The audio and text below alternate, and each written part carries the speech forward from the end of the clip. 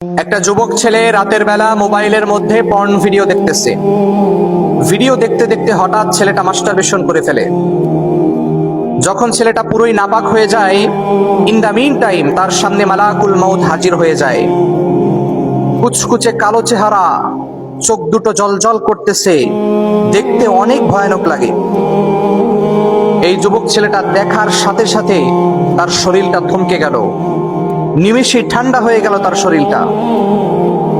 মালাকুল মউত তাকে ডাক দিয়ে বলতেছে, হে পাপিষ্ঠ আত্মা, আল্লাহর ভয়ে বেরিয়ে এসো। মালাকুল মউত তাকে জানটা কবজ করে নিয়ে গেল। সকালবেলা ভোর যখন 5টা বাজে, তার বাবা তার দরজার মধ্যে টোকা দেয়, কিন্তু প্রতিদিনের মতো ছেলেটা আজকে আর দরজা খুলতেছে না। একটা পর্যায়ে বাড়ির সমস্ত মানুষ দরজার সামনে হাজির।